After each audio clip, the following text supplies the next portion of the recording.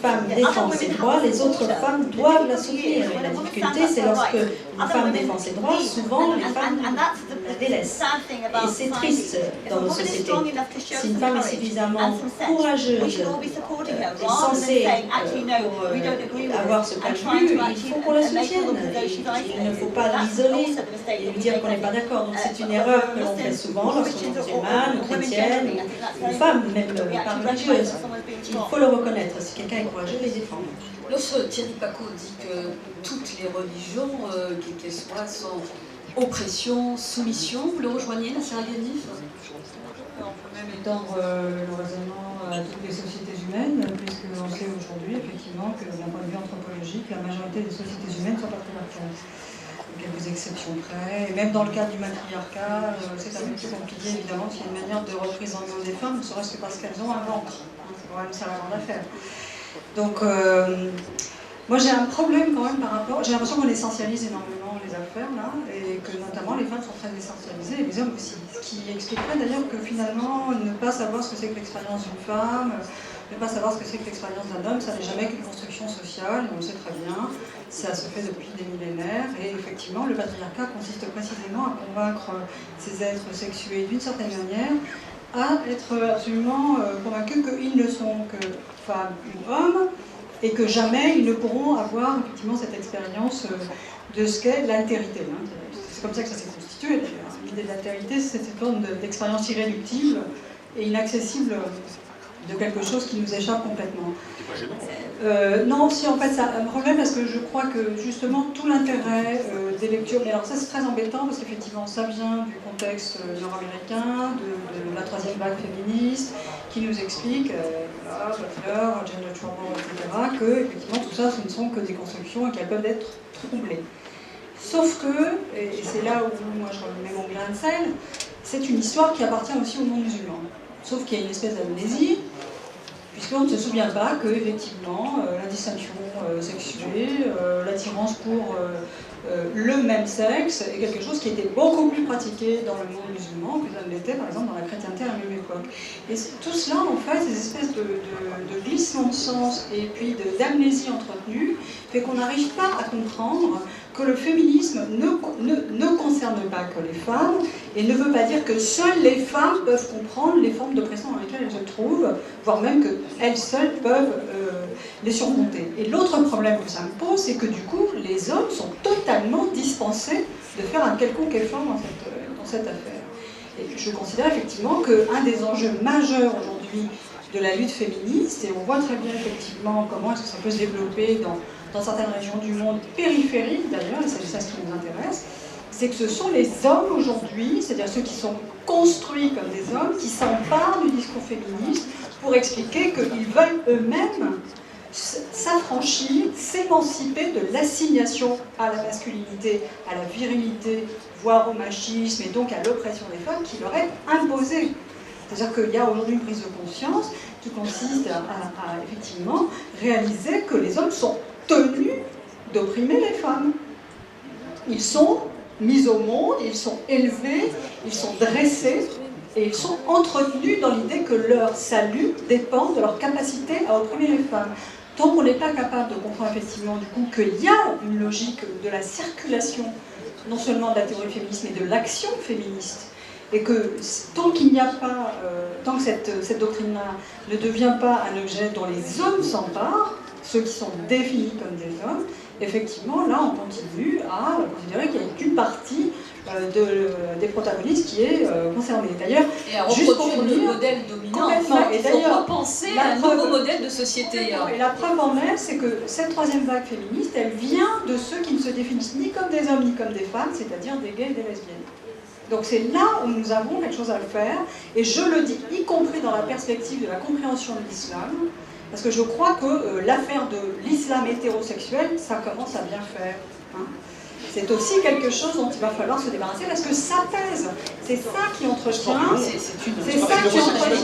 l'islamophobie, cette idée que finalement les seuls sont totalement hétérosexuels graves, ce sont les musulmans. Bah, j'avais écrit ça pour les garçons arabes, mais effectivement, je crois que là, il y a quelque chose, il y a une espèce de stéréotype extrêmement dommageable et redoutable dans son efficacité qu'il faut parvenir à dépasser. l'islam n'est pas hétérosexuel. Ni plus ni moins que le christianisme. Et l'homme n'est pas aussi... L'action de notre théologienne ici sur le plateau, Maïsa. Oui, je crois que l'homme arabe aussi, l'homme arabo-musulman, on lui assigne aussi une identité. Il faut qu'il soit oppresseur de la femme. Il faut vraiment qu'il ne lui laisse pas... Oui, parce que c'est fait dans le Coran. Non, pas du tout. Les maris sont supérieurs. Les maris sont supérieurs à leurs femmes. Disons ce passage, Thierry Percot. Sang et sage. Les femmes sont votre champ. Les femmes sont votre champ. Cultivez-le de la manière que vous l'entendrez, ayant fait auparavant quelques actes de piété. Moi, je ne peux pas admettre qu'une religion qui dit ça soit féministe. Non, mais il y a des lectures en fait, justement de cette religion. Maïsa Labidi. Au niveau de l'interprétation, lorsqu'on dit que les hommes sont supérieurs aux femmes, il y a un problème d'interprétation, pas tous en même temps, s'il vous Tout plaît. d'abord, en arabe, pour moi, vos femmes sont comme un champ à labourer pour vous. Pour moi, il est très beau, très politique. Il parle de la relation sexuelle du couple. Attendez. Et il parle du plaisir. Il ne parle pas, lorsqu'il dit quelle relation d'amour plus forte contre le laboureur et son champ. Il se donne le laboureur. Ah oui, madame, si vous êtes paysanne... Réaction parmi le public. C'est des métaphores. Oui, mais le texte religieux est un texte métaphorique par excellence. C'est juste. Donc, c'est pas du tout... Excusez-moi, la caresse, c'est pas un l'amour. Attendez, mais semer, le semail, revenez à attendez, c'est aussi semer. Revenez à le roman de Il isola la terre. Et vous allez trouver, il utilise les mêmes images et on ne dit pas qu'il est sexiste et on ne dit pas qu'il est oppresseur. Attendez. Ceci dit, l'autre verset que vous citez sur les maris et les épouses, certes, il m'interroge. Attendez, mais oui, il y en a plein d'autres, mais il y a un paradigme, un axe pour lire ces textes-là. Moi, je peux vous extraire n'importe quel texte de la Bible, même de la Déclaration des droits de l'homme, et je peux en faire tout ce que je veux. Donc, moi, ce que je vous propose, c'est une lecture globale, et non pas arracher un texte comme ça et le faire dire ce que vous voulez. Oui, ce verset...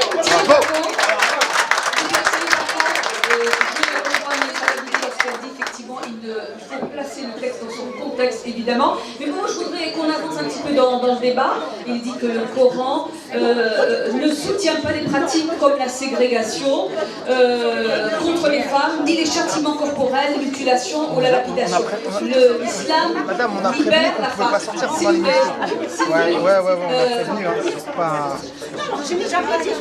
Pas tous en même temps, on continue le débat avec notre blogueuse Khadija et Myriam. Moi, ce que je trouve dommageable, c'est qu'à chaque fois, on tombe dans la provocation culturelle. Ce qu'il faut savoir, c'est que le Coran, et c'est ce qui est magnifique en fait, ce livre-là, c'est qu'on en a plusieurs lectures. Et la bonne affaire. Enfin, moi, je trouve que c'est magnifique de pouvoir le lire, chacun sa façon de le lire. À condition qu'il n'y ait pas des dérives dans les lectures. Oui, il n'y a pas de dérives, mais genre, j'aime pas trop les dogmatismes en fait, quand on parle comme ça en disant c'est une religion qui soumet. Je pense qu'on a assez la tête assez pleine pour faire la part des choses et savoir qu'on est aussi occidentale et héritière de valeurs républicaines.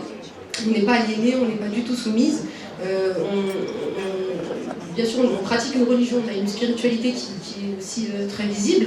Mais moi, j'ai envie de partir en fait de l'empirisme. En fait, on a un blog, donc je le rappelle, où on donne la possibilité aux femmes de s'exprimer, chose que, comme vous le soulignez au début, n'est pas souvent le cas.